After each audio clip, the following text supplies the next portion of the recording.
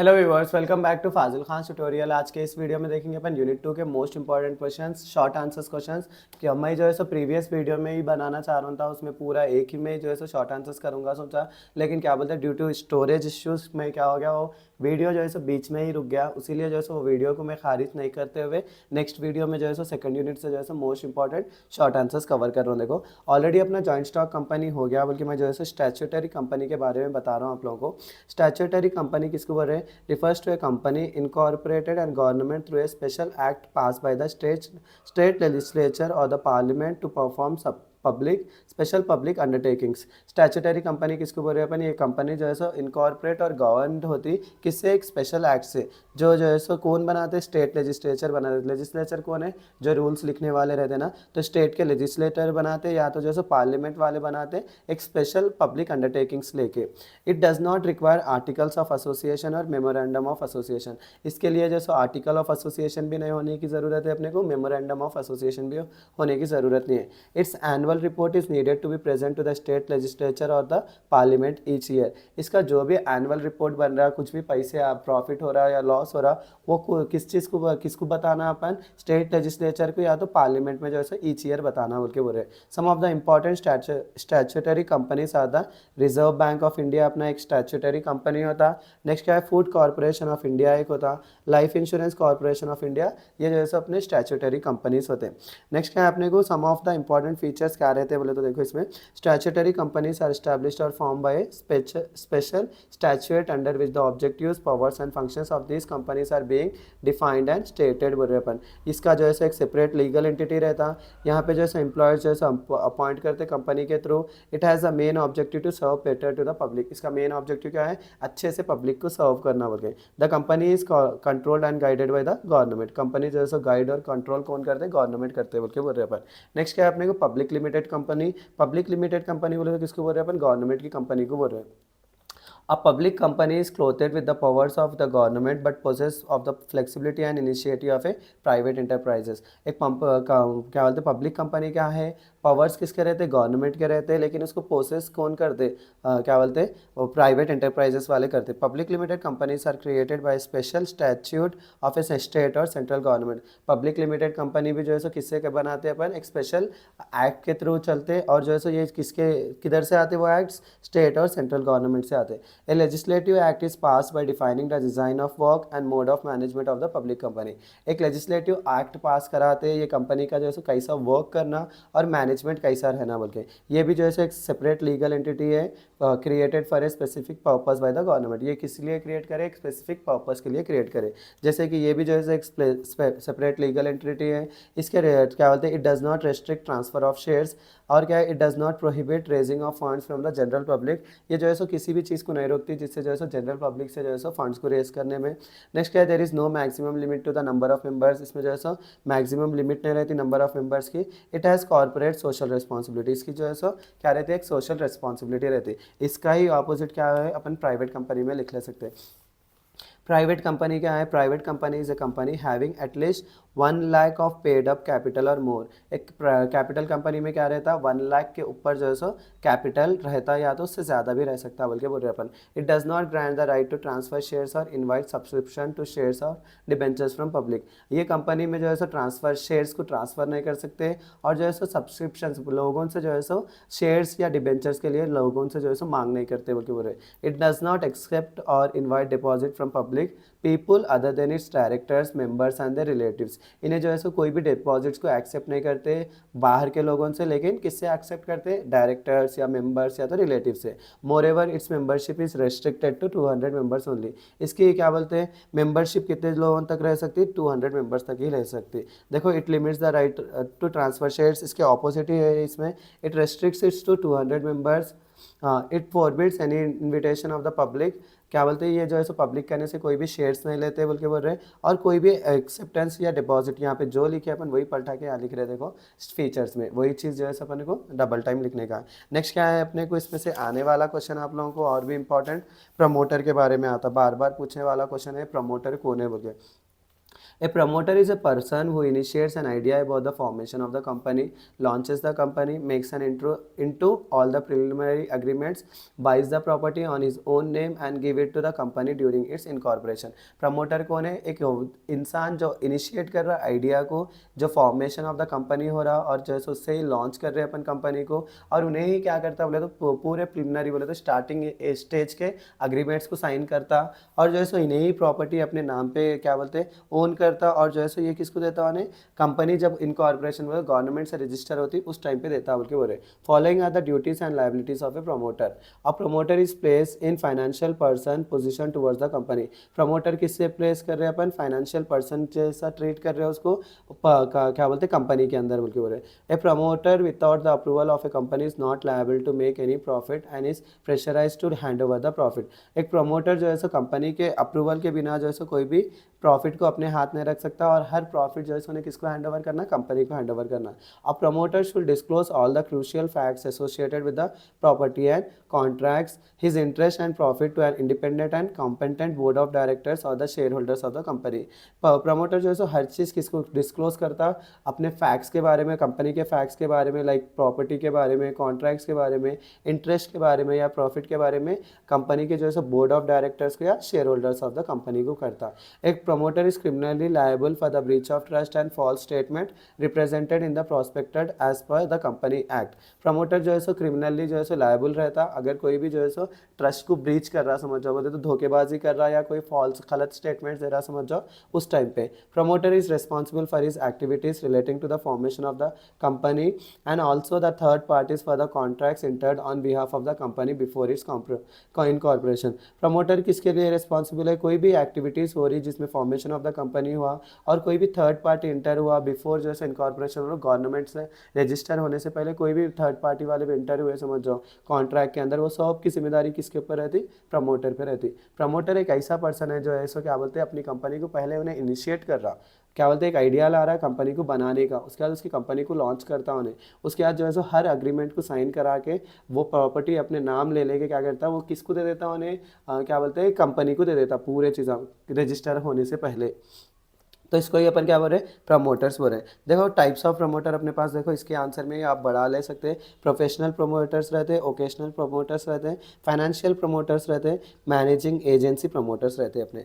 Next देखो अपने को मेमोरेंडम ऑफ एसोसिएशन क्या है, उसके मायने मालूम कर लिया, समझ जाओ आपको आगे जाके फ़ायदा होता। Memorandum means the memorandum of association of a company has originally framed और altered from time to time in pursuance of any previous company law or this act।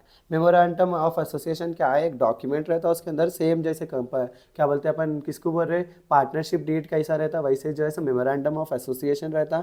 उसमें भी जो है हर चीज़ जो है रजिस्टर, कंपनी का रजिस्टर कब हुआ और किस टाइम पे जो है इनकॉर्पोरेशन हुआ उसके बारे में रहता बोल के बोल रहे। यहाँ से लिखे तो भी आप बस है।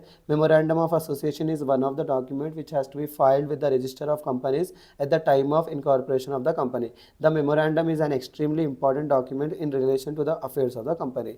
मेमोरेंडम ऑफ एसोसिएशन क्या है? एक एक्सट्रीमली इंपॉर्टेंट डॉक्यूमेंट है कोई भी कंपनी के अफेयर्स रहे जब।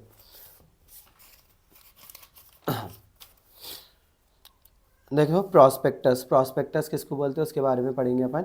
According to section 2 of 70 of Companies Act 2013, prospectus can be defined as any document described or issued as a prospectus and includes a red herring prospectus referred to an in section 32 और shelf prospectus referred to an in section 32। ये आप लोग पढ़ नहीं सकते, मैं जो है इसको ईजी वर्ड्स में बोलता हूँ, देखो आप लोगों को जो है मुश्किलात हो जाएंगी। तो प्रॉस्पेक्टस देखो यहाँ पे पढ़ेंगे अपन। Prospectus can be define as any document which is inviting offers from public for subscription of shares और debentures of a company. Prospectus किसको बोल रहे हैं? एक डॉक्यूमेंट रहता है उसमें क्या कर रहे हैं अपन? ऑफर्स, इन्वाइटिंग ऑफर्स दे रहे पब्लिक को सब्सक्रिप्शन करने के लिए शेयर्स में या डिबेंचर्स में।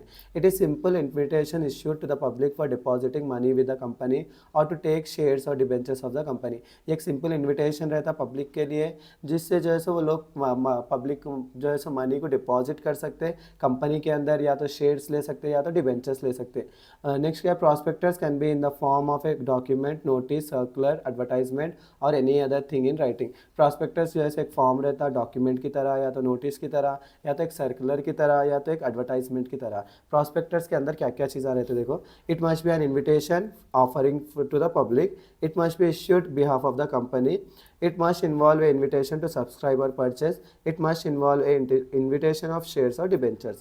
इतने लिख लिए तो आप लोगों को बहुत ज़्यादा हो जाता। नेक्स्ट क्या है अपना, नेक्स्ट क्वेश्चन जो है सो अपने को देखो ये वाला होगा, थर्ड यूनिट से चले जाएंगे अपन अब। मैं देखो हर चीज़ समझा रहा हूँ आप लोगों को क्या रहना, एक बेसिक आइडिया रहना, कल एग्जाम में गए जब जो है सो एटलीस्ट एक क्वेश्चन नहीं आया तो दूसरा क्वेश्चन आके आप लोग खुद के ओन से लिख लेना, बल्कि मैं ज़्यादा आंसर्स दे रहा हूँ शॉर्ट आंसर्स में, क्योंकि शॉर्ट आंसर्स जो है सो हमेशा क्या बोलते हैं बदल बदल के आते हैं, इसीलिए आप लोगों को आइडिया रहा समझो, आपको बेसिक क्या बोलते हैं ईजी हो जाता है ओन से लिखने का आंसर। मैनेजमेंट क्या है, एडमिनिस्ट्रेशन क्या है, उसके बारे में पढ़ेंगे। Management is a process of developing and maintaining an environment in which individuals work together in groups for attaining the organisational objectives. Management क्या है, एक क्या बोलते हैं प्रोसेस है डेवलप और मेंटेन करने का एनवायरनमेंट, उसमें जो है इंडिविजुअल्स वर्क कर सके अकेले या क्या बोलते हैं ग्रुप के टाइप में, उसमें क्या कर सकते हैं मतलब ऑर्गेनाइजेशन के ऑब्जेक्टिव्स को अचीव करे ऐसा। Administration mainly deals with the formulation of corporate policy and coordination of all the functional areas। Administration किसके से डील करता है उन्हें, फॉर्मुलेशन बोले तो क्या रूल्स पे चलना अपनी company, corporate policy and coordination of all functional areas, और सब किसी को क्या करता है उन्हें कोऑर्डिनेट करके फंक्शनल एरियाज सही से वर्क हो रहा है या नहीं हो रहा वो चीज़ को चेक करता। Management perform this policies for attaining the organisational objectives. Management जो है सो पॉलिसीज़ को परफॉर्म करता अपने ऑब्जेक्टिव्स को अचीव करने के लिए। एडमिनिस्ट्रेशन जो है सो डिज़ाइन करता वो ऑब्जेक्टिव्स को और पॉलिसीज़ को बोल के बोल रहे। Management implements the policies, administration देखो मैनेजमेंट जो है सो इंप्लीमेंट करता है वो पॉलिसीज़ को। Administration provides adequate direction and is considered as a directing function.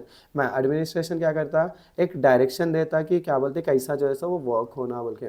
Management is an art and science, management जो है सो आर्ट है और साइंस है। एडमिनिस्ट्रेशन क्या है, लेजिस्लेटिव है, डिटर्मिनेटिव है। लेजिस्लेटिव इसलिए बोल रहे हैं कि अपन वो जो है सो एडमिनिस्ट्रेशन ही जो है so rules and regulations company के बनाता बोल के बोल रहे अपन। तो मैनेजमेंट के स्किल्स क्या रहना या मैनेजरल स्किल्स क्या रहना बोले तो टेक्निकल स्किल्स रहना लोगों के पास में, ह्यूमन स्किल्स रहना कैसा वर्क करना लोगों में, लोगों के बीच में रह के, कॉन्सेप्चुअल स्किल्स रहना। कॉन्सेप्चुअल स्किल्स बोले तो क्या बोलते हैं सुपरवाइज कैसा कर सकना अपन कंपनी की उसके लिए। और डिज़ाइन स्किल्स रहना, डिज़ाइन क्या बोलते हैं ऑर्गेनाइजेशन का क्या बोलते हैं डिज़ाइन कर सके जैसा। तो ये थे देखो अपने मोस्ट इंपॉर्टेंट थिंग्स यूनिट 3 से। और एक चीज़ जैसे स्पिरिट डे कॉर्प्स में ऑलरेडी बता दिया, ये सब चीज़ें अपन पढ़े से चाहे इसमें टाइम ज़ाया नहीं करेंगे, अपन यूनिट 4 की तरफ बढ़ेंगे।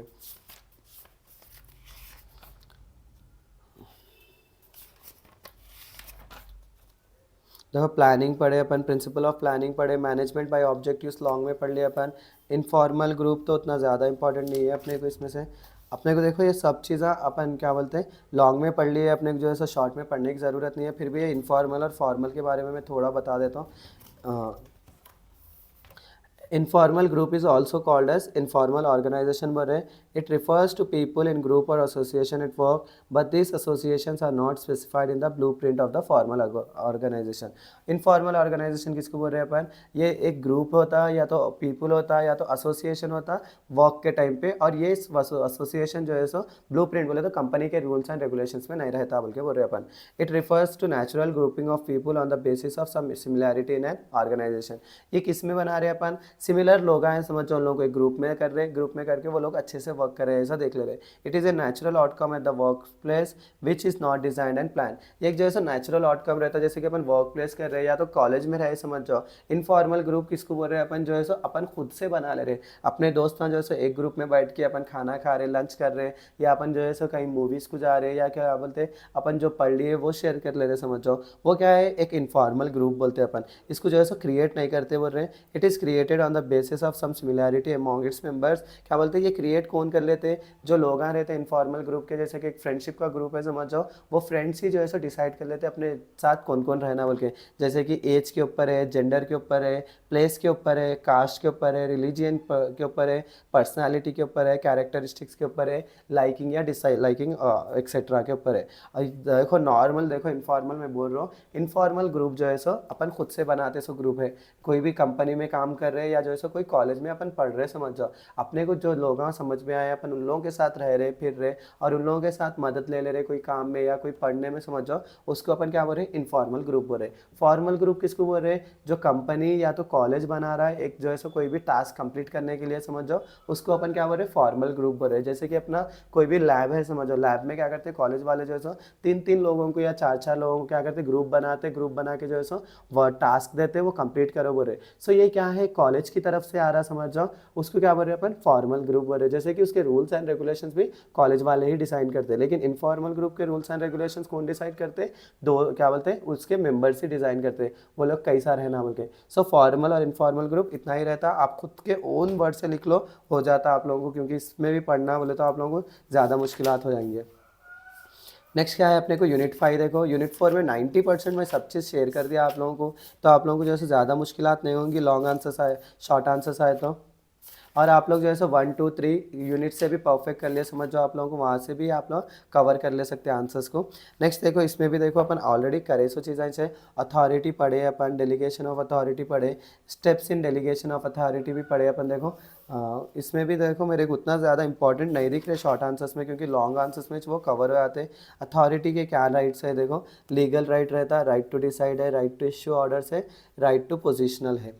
तो ये चीज़ें हैं अपने को। देखो इसमें से भी यूनिट 5 में से भी मेरे ख्याल से जो है सो आप लॉन्ग आंसर्स जो पढ़े उसमें से ही शॉर्ट आते हैं, क्योंकि आप लोग का टाइम वेस्ट नहीं होना बोल के मैं दूसरे क्या बोलते हैं ज़्यादा आंसर्स दे के आप लोगों के ऊपर बर्डन भी नहीं डालना चाह रहा हूँ। आप लोग जो लॉन्ग आंसर पढ़े उसमें ही जो है इंशाल्लाह हुआ तो जो है उसमें से ही आंसर्स आएंगे। आप लोग सब लोग दुआ करके जाइए कि अपन जो पढ़े वही आंसर में आना, क्या बोलते हैं क्वेश्चन पेपर आना बोल के। और एक चीज़ जो है सो आप लोग मुझे कमेंट्स में भी आपके दुआएं ऐसे ही देते जाइए, जिससे जो है सो मुझे और भी इंकरेजमेंट मिल रहा और वीडियोस बनाने का।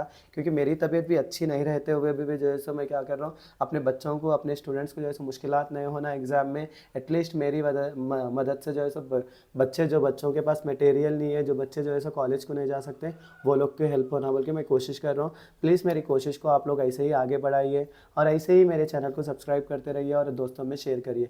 सो इसी के साथ मेरा आज का वीडियो यही ख़त्म होता है। Please do like share and subscribe to Fazil Khan tutorial.